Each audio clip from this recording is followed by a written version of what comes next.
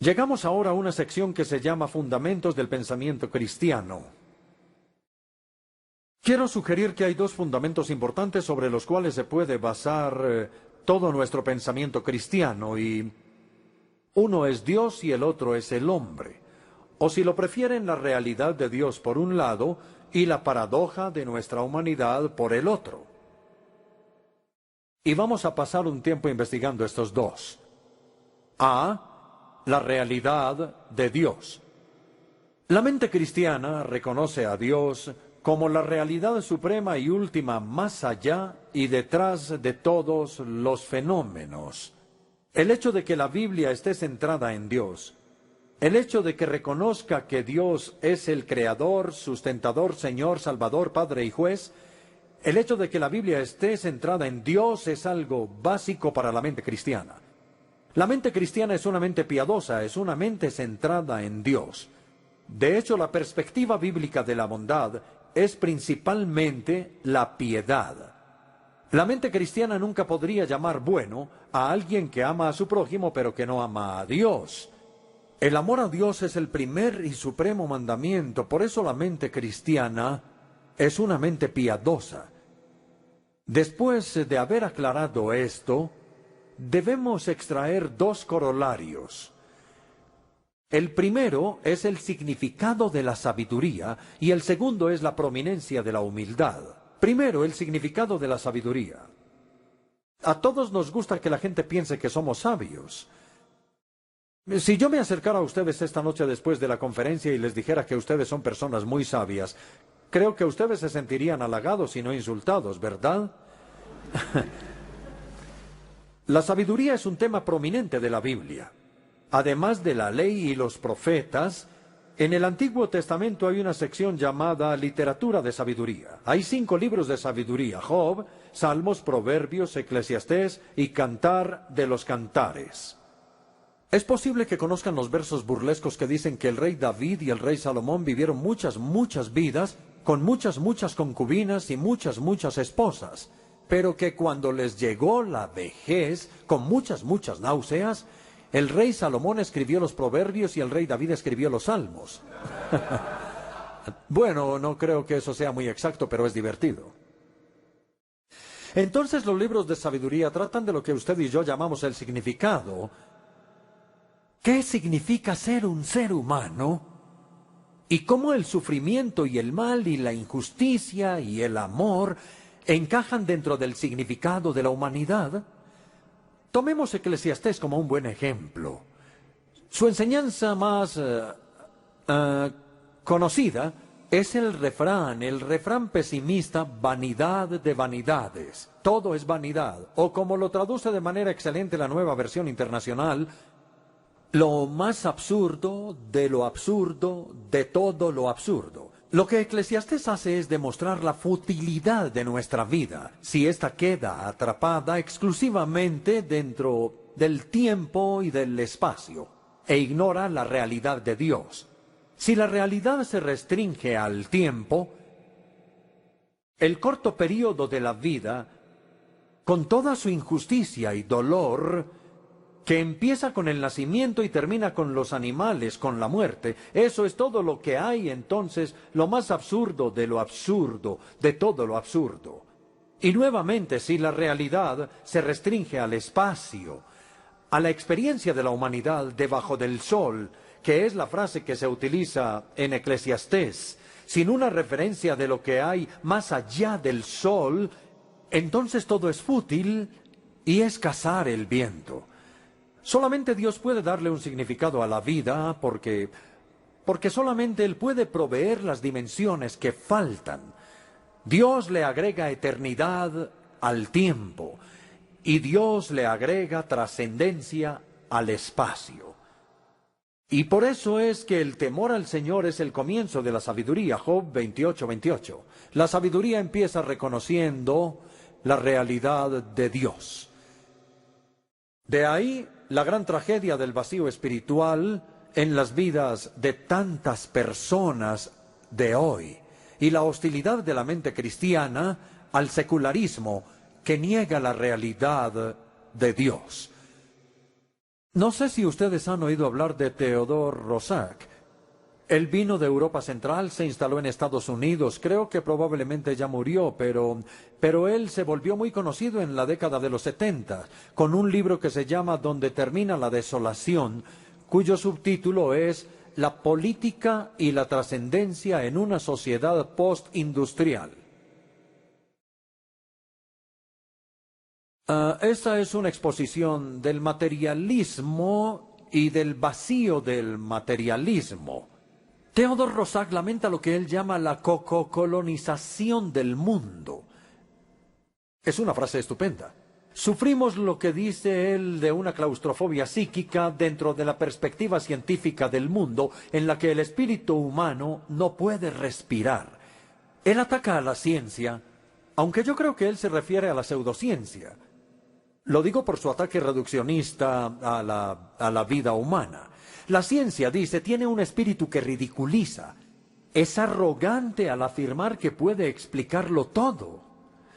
Deshace el misterio, entonces, cuando los instrumentos científicos examinan algo, se deshacen todos los misterios. Pero Roszak continúa, lo que la ciencia puede medir es solo una pequeña parte de lo que los humanos pueden conocer. Y este mundo materialista de una ciencia objetiva no es bastante espaciosa para nosotros. Y luego dijo una frase sorprendente para ser un no cristiano: sin trascendencia, la persona se marchita. Eso en cuanto al significado de la sabiduría. Y el primer corolario. Ahora el segundo corolario de la realidad de Dios, que es la preeminencia de la humildad. Como la mente cristiana es una mente piadosa, exalta la virtud de la humildad. La mente cristiana es una mente humilde, porque debido al hecho de que la Biblia está centrada en Dios, nada es más obsceno que el orgullo, y nada es más atractivo o hermoso que la humildad. Tomemos un ejemplo del Antiguo Testamento, que sería Nabucodonosor, el emperador de Babilonia. Se ufanaba como un pavo real por la terraza de su palacio. En una ocasión, mientras él tenía un soliloquio, se decía entonces: miren la gran Babilonia que he construido con mi gran poder y para mi propia honra. Si ven, él se adjudicaba el reino, el poder y la gloria para sí mismo. Es una exacta antítesis de la doxología que Jesús nos dio.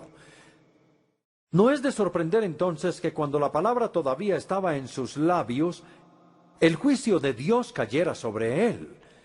Se le quitó su reino y fue expulsado de su palacio. Vivió con los animales y comió como ellos. Su cuerpo estaba mojado con el rocío, su cabello creció como alas de águila, y sus uñas se volvieron como las garras de un ave. En otras palabras, se volvió completamente loco. Y solo cuando reconoció que el Dios Altísimo es el que gobierna en los reinos de los hombres, solo cuando levantó sus ojos en alabanza humilde a Dios, solo entonces se le restauraron simultáneamente su cordura y su reino, porque el orgullo y la locura van de la mano, así como la humildad y la razón. Pasemos ahora al Nuevo Testamento, específicamente al ejemplo y la enseñanza de Jesús. Aunque Jesús, o el Hijo de Dios, el Hijo eterno, compartía la misma esencia de Dios, no consideró el ser igual a Dios como algo que él podía disfrutar de manera egoísta, no. Él se vació de su gloria, tomó la forma de siervo, se humilló para ser un siervo y fue obediente hasta la muerte, incluso muerte de cruz. Por lo tanto, Dios lo ha exaltado porque se humilló a sí mismo. Y luego varias veces en el ministerio público de Jesús tomó a un niño y les dijo a los discípulos: si ustedes quieren ser grandes, deben humillarse exactamente como un niño. Amigos, yo creo que en algún punto la mente cristiana entre en una confrontación de manera más valiente con la mente secular, que durante su insistencia en la humildad La sabiduría del mundo desprecia la humildad. Incluso las religiones étnicas no la elogian de manera especial. La cultura occidental ha aceptado más de lo que se da cuenta la poderosa filosofía de aquel filósofo alemán Nietzsche, Federico Nietzsche. Nietzsche soñó con que un día surgiera lo que él llamó una raza gobernante, una raza dominante. El ideal de Nietzsche, el Übermensch, el superhombre, mientras que el ideal de Jesús era un niño. Y no hay posibilidad de que estos dos modelos puedan unirse, no. Tenemos que elegir. Entonces, devolviéndome un poco, la realidad de Dios, como creador, sustentador, Señor, Salvador, Padre y Juez, le da a la mente cristiana su primera característica esencial. La mente cristiana se rehúsa a honrar cualquier cosa que deshonre a Dios. Aprende a evaluar todo dependiendo de si le da gloria a Dios o si le quita la gloria a Dios. La sabiduría es el temor a Dios y la humildad es la preeminente virtud. Así que es ese el primer fundamento de la mente cristiana, la realidad de Dios. Ahora vamos al segundo fundamento del pensamiento cristiano, que es la paradoja de nuestra humildad. En respuesta a su propia pregunta sobre qué es el hombre, es decir, qué significa ser un ser humano, la Biblia afirma tanto la creación como la caída, tanto la gloria como la vergüenza de nuestra condición humana, tanto nuestra dignidad única como criaturas hechas a la imagen de Dios, como nuestra perversión única como pecadores bajo el juicio de Dios. Por tanto, la crítica cristiana de la filosofía o ideología moderna es que o es muy inocente en su optimismo o muy negativa en su pesimismo sobre la condición humana. Solamente la Biblia mantiene el equilibrio entre esos dos extremos. Veamos a los humanistas. Los humanistas tienden a ser muy optimistas. Es verdad, dicen que el hombre no es nada más que el producto de las fuerzas evolutivas ciegas, pero en verdad tienen una confianza sin límites en el potencial de la evolución futura de la raza humana. Un día, dicen los humanistas, podremos controlar nuestro propio destino. Pero no, los cristianos piensan que eso es muy optimista. El humanismo no toma en cuenta ese giro del egoísmo que los teólogos llaman el pecado original y que frustra los planes de los reformadores sociales. Los humanistas son muy optimistas. Los existencialistas se van al otro extremo y son muy pesimistas. Ellos llegan incluso a la desesperanza. Como no hay Dios, dicen, entonces no hay valores y nada tiene significado. Todo es absurdo. Mark Twain, el gran ingenioso estadounidense, una vez dijo, si el hombre pudiera cruzarse con el gato, mejoraría el hombre y se deterioraría el gato. Eso ya es demasiado pesimista sobre la condición humana, ¿verdad? No toma en cuenta el amor, la alegría, el heroísmo y el autosacrificio que han adornado a la historia de la humanidad desde el comienzo. Entonces, contra el humanismo y el existencialismo están los cristianos bíblicos que evitan ambos extremos, el optimismo humanista y el pesimismo existencialista. Lo que necesitamos, dicen, no es ni el fácil optimismo del humanismo, ni el oscuro pesimismo de los cínicos, sino el realismo radical de la Biblia. Porque de acuerdo con la Biblia, los seres humanos somos creados a la imagen de Dios. La imagen ha sido distorsionada, pero no ha sido destruida, y han caído con ese giro de egoísmo del cual ya hemos hablado. Los seres humanos en realidad somos una extraña y trágica paradoja que yo creo que reconocemos en nosotros mismos, así como en otras personas. Somos capaces de la nobleza más sublime y de la crueldad más baja. Puede que en un momento nos comportemos como Dios, a cuya imagen fuimos creados, pero al siguiente momento somos como bestias a las que se suponía debíamos ser muy distintos.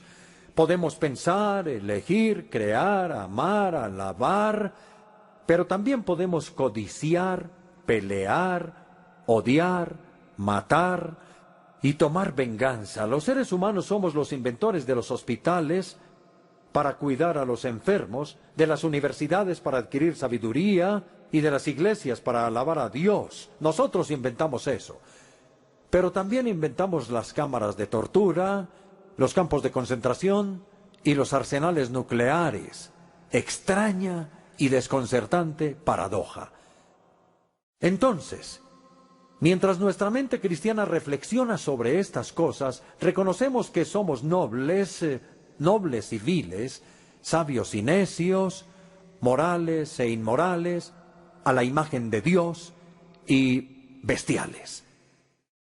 La mejor y más elocuente expresión que conozco sobre el tema dice así: soy polvo y cenizas, perverso y voluntarioso, un conjunto de respuestas predeterminadas del comportamiento, inundado de temores, asediado de necesidades, y la esencia del polvo, y al polvo he de regresar.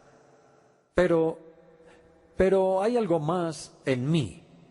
Puedo ser polvo, pero un polvo atribulado, un polvo que sueña, un polvo que tiene premoniciones extrañas de una gloria venidera, una herencia que algún día será mía.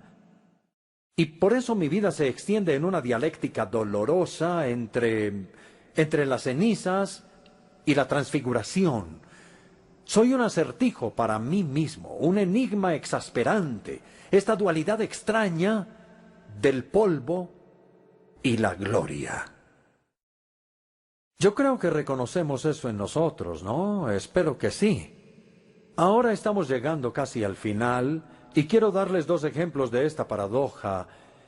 El primero es nuestra autoimagen personal.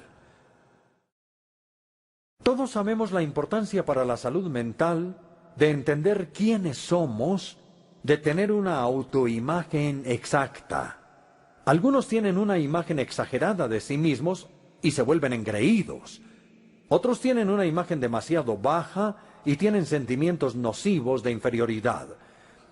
Lo cristiano es evitar ambos extremos y recordar la paradoja de nuestra humildad. Reconocer que somos el producto de la creación a imagen de Dios y de la caída con su consecuente pecado.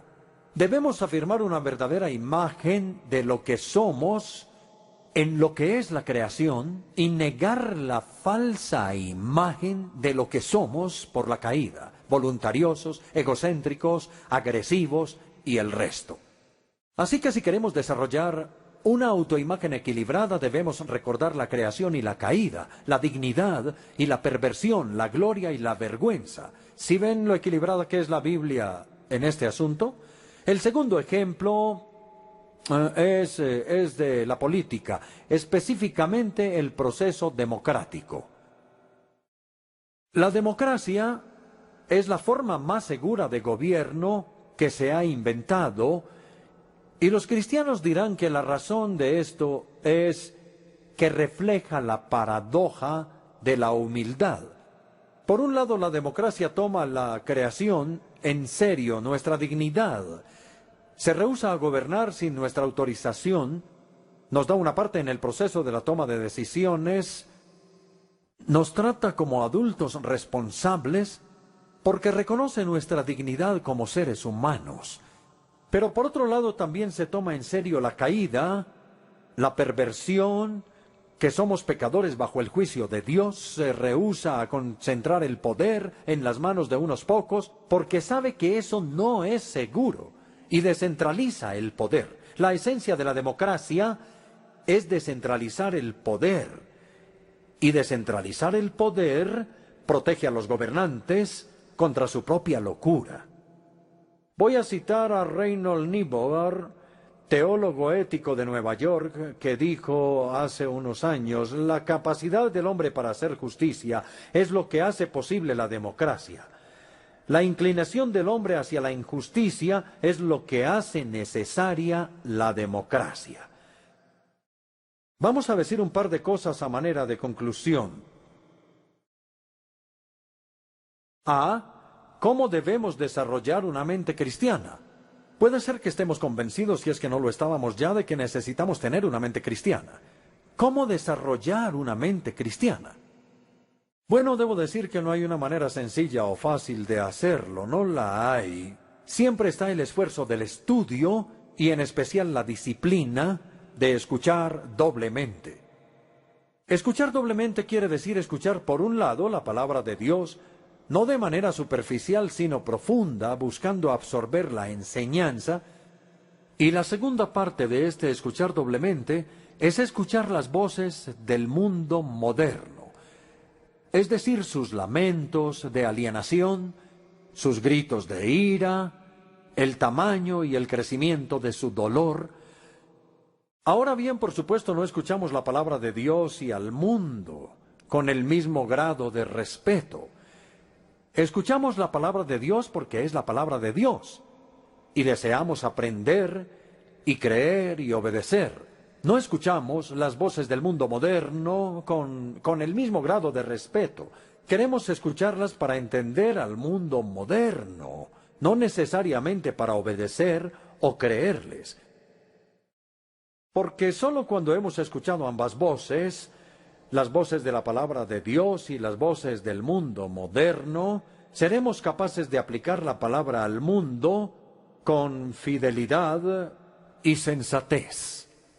Ahora una advertencia. El Instituto de Londres de Cristianismo Contemporáneo, como suelo decirles a los estudiantes, no está en el negocio de criar renacuajos. Ustedes saben lo que son los renacuajos, son la larva acuática de las ranas y los sapos. Y estos renacuajos son criaturas con una cabeza inmensa, pero casi nada más. Una cola extraña, quizá, pero sin cuerpo.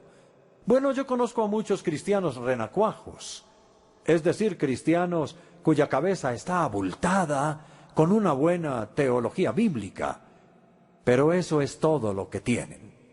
No, nosotros queremos desarrollar no solo una mente cristiana, sino un corazón cristiano, un espíritu cristiano, una conciencia cristiana, y de hecho una persona cristiana que esté integrada bajo el señorío de Jesús. Y esto es especialmente cierto en el área de la responsabilidad social. No solo debemos pensar claramente, sino también sentir profundamente, como lo hace Jesús. ¿Recuerdan cuando Él estaba parado ahí, frente a la tumba de Lázaro? La Biblia dice que Él lloró, y también dice que resolló. Eso es lo que significa la palabra griega con indignación.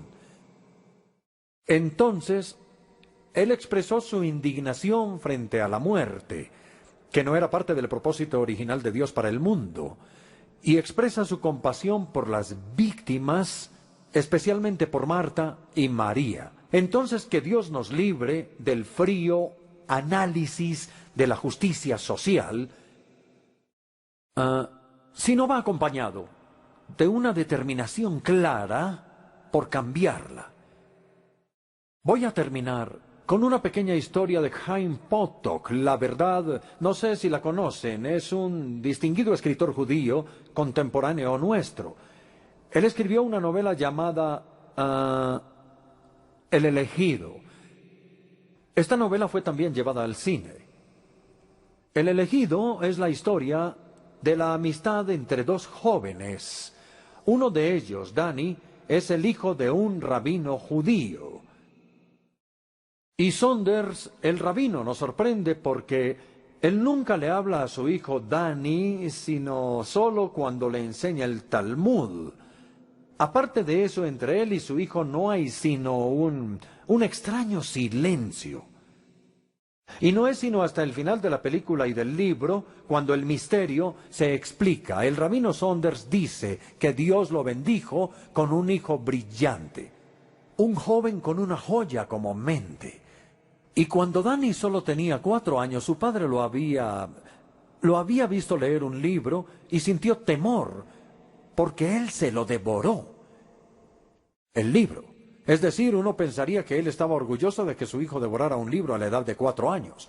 Pero el problema era que se trataba de un libro sobre los sufrimientos de los judíos, y Danny no mostraba sentimientos por los sufrimientos, sino que disfrutaba el libro. No había alma en su hijo de 4 años, era solo su mente. Eran una mente y un cuerpo, pero sin alma. Entonces el rabino Saunders le dijo a Dios: ¿qué me has hecho? ¿Necesito acaso una mente como esta para mi hijo?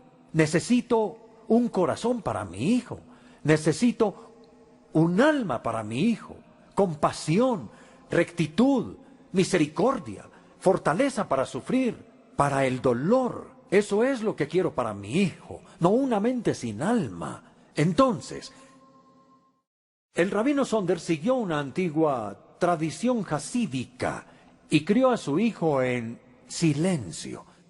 Pero luego dijo: en el silencio que había entre nosotros, Danny empezó a escuchar al mundo llorar.